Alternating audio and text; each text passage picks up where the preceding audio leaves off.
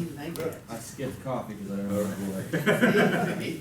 Oh, so you're gonna be extra ready to. Well, grab a cup, you can have some of that. Seriously, I got, I'll never, there's a cup. Oh. Oh, there you, look at that. Hey. I'll All never righty, make we'll all call that. this meeting to order.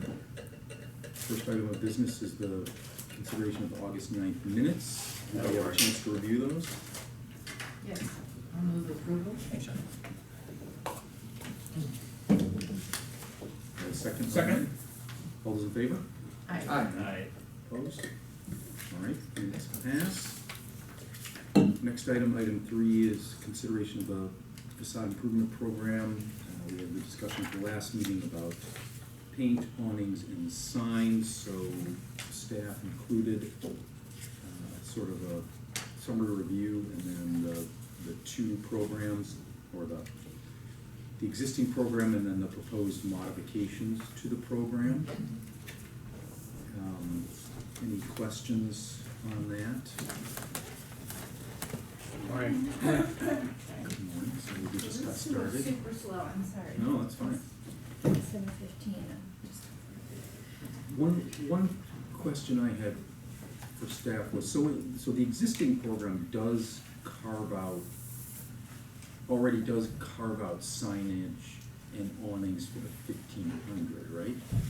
Right, yes, it currently caps it at 1,500, but it includes it in the $10,000 total. And so we're saying it would be a separate, And that is a good discussion item, because I wasn't fully sure if that was a full consensus, that it would be separate from the 10,000, or if it was okay within the 10,000, but there was discussion of creating a separate signage portion, and so that's how I drafted it.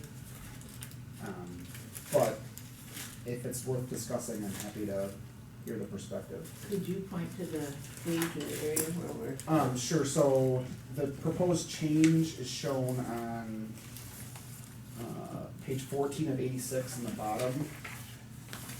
So, previously on page 9 of 86, there's two categories, one for a concept design, one for facade improvement design. Facade improvement grant. The facade improvement grant in the current version includes signage grant for $1,500. So you could have a sign and a facade no more than 10,000 total. yeah.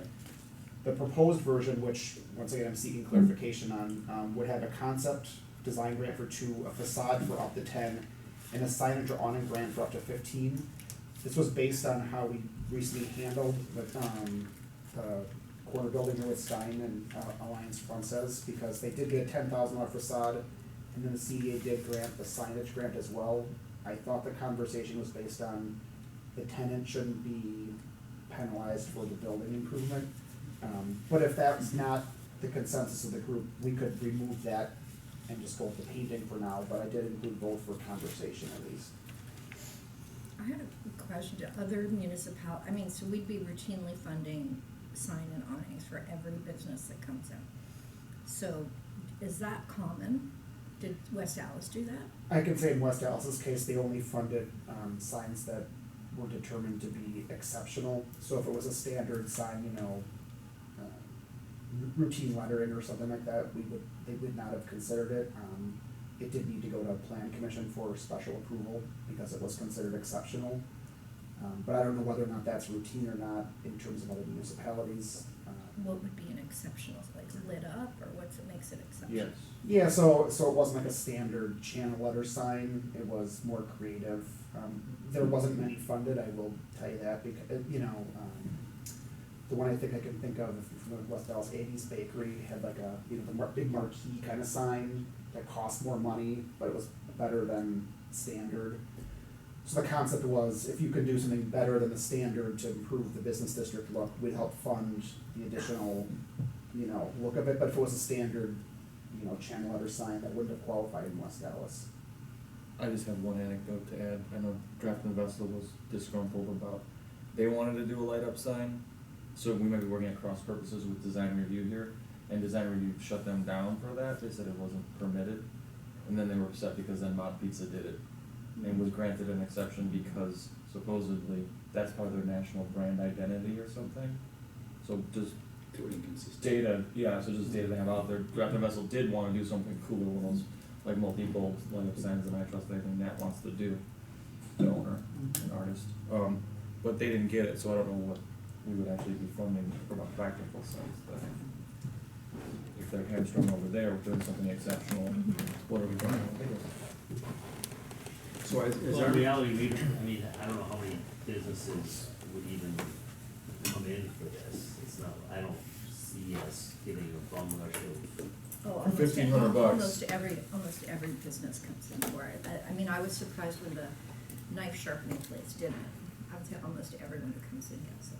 If they know about it, it's pretty easy to apply for. Right. Not everyone seems to. well, I guess what I mean is, it wouldn't be, it's not something we're gonna fund most of the businesses in like 1 or 2 years, right? This is, people don't update their signs. Yeah. For, it's right, it's as it as right. new businesses occur. So again, the current program, and I guess the discussion we had last time was the question of limitation on signage. I feel like we already have the limitation on the signage grant amount Correct. in there, and Correct. it is within the 10,000. Correct.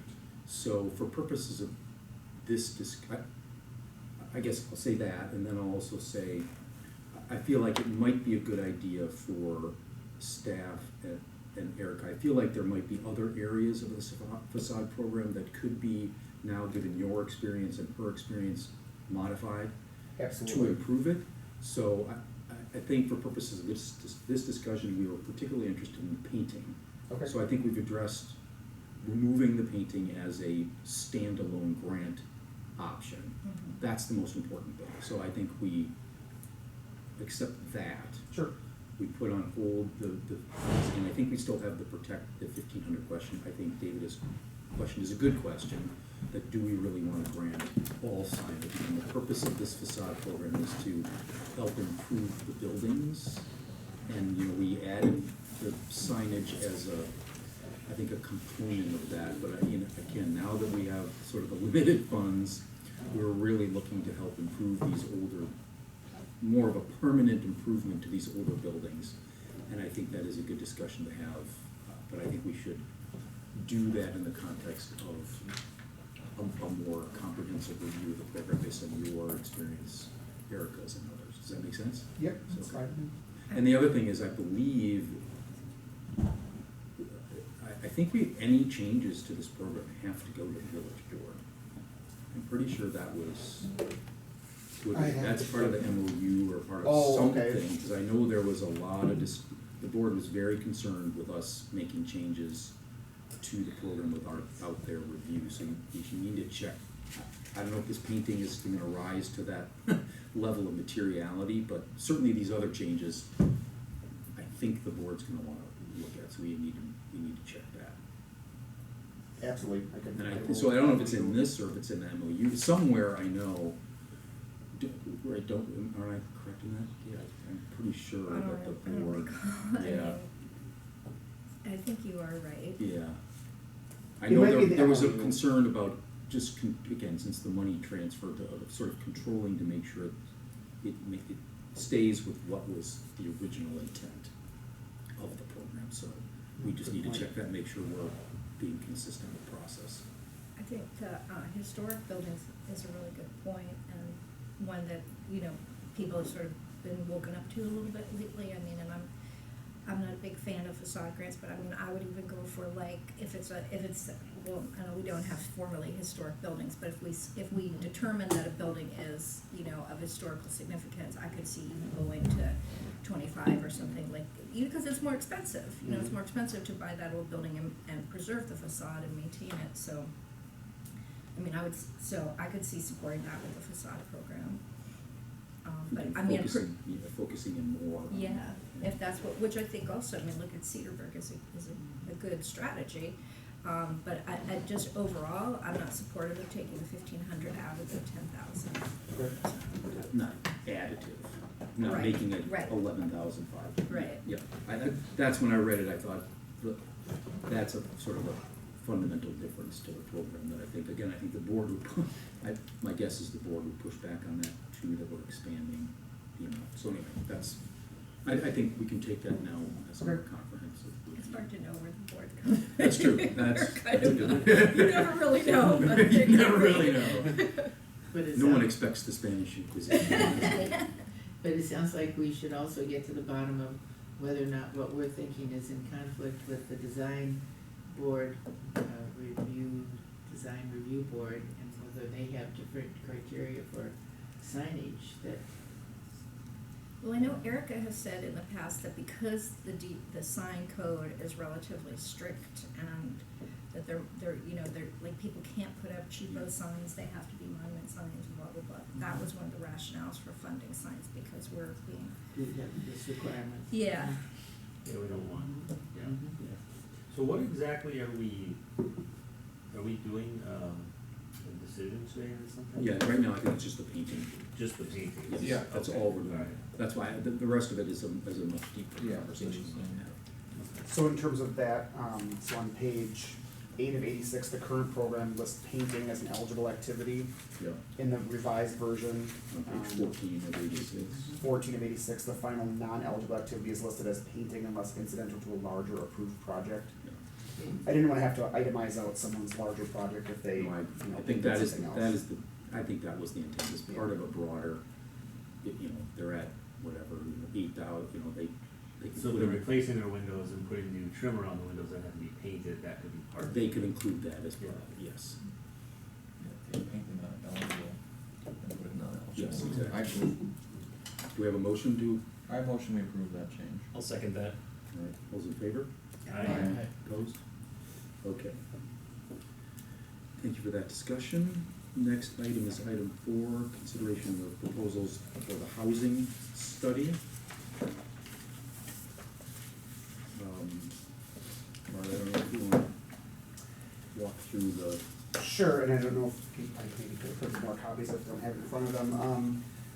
So I did provide a memo of the overview of what we did. So, the CDA approved the RFP on July 12th. 5 responses were received by the August 9th deadline. Chair Hammond, CDA member Lorino, Manager Ewald, and myself reviewed the proposals and selected 3 firms to follow up on. So of those 5, we determined that one was kind of just overly expensive and perhaps overly ambitious in what they were proposing, and one kind of seemed to miss the mark in terms of aiming more towards affordable questions, maybe not knowing what our actual market was. So we moved 3 of them forward. The bottom 3? The middle 3. Which bottom 3 are you yeah. referring to? Chrysalis, not, So SB Friedman, redevelopment resources, no regret, correct, the bottom 3 of the bullets were moved forward for interviews. And so we, So is Chrysalis the one that missed the mark in terms of correct. the focus? Am I wrong on that? Oh, Is- yeah, so that's kind of where we were at with those. We did the follow-up interviews via phone, with all 3 applicants, and we gave them a chance to. Again, I think revise. Chrysalis is, they were just very narrowly focused into one component Okay. of it, and then, the first one was, you can see from the pricing, it was almost twice as, maybe sort of too broad, and so the other 3 really kind of really understood what we were asking for, I think, and the proposal showed that. I think Chrysalis was the outlier on the bottom end. I'm sorry, I'm still trying to pull Yes, up my. exactly. just Here you go. remembering Yep. from- Yes. They chopped off the top one and the bottom one, Okay. price wise, not bullet point wise. Yeah, so within the phone interviews, then Yeah. we did give, the respondents a chance to revise anything in the proposal that maybe they didn't understand about us just after talking with them.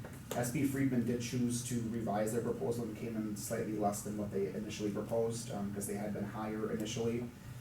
So then, when it came down to it, we were left with Novogradac Redevelopment Resources, SB Friedman.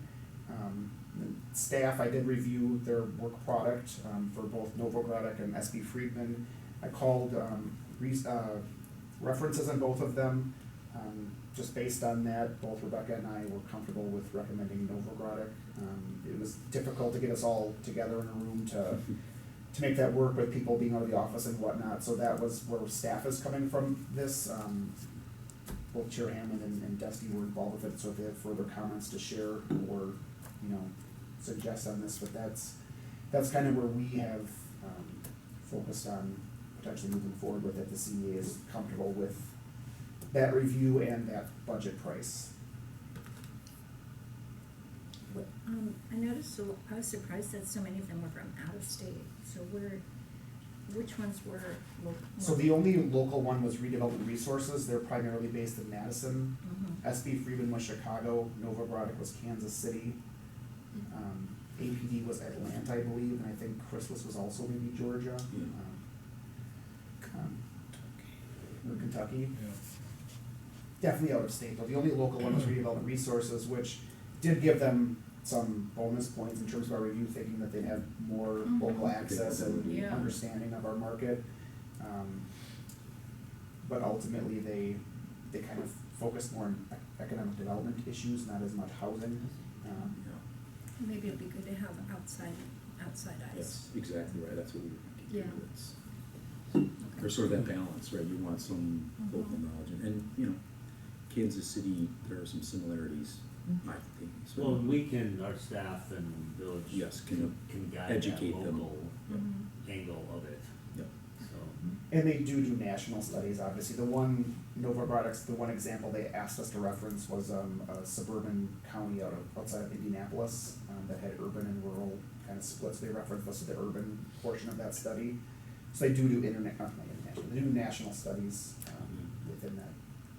Nothing in the Milwaukee market just yet, though.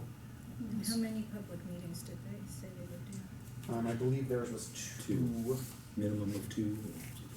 I think they all actually have the same. Yeah, I think so. Our, Same. yeah, we all kind of.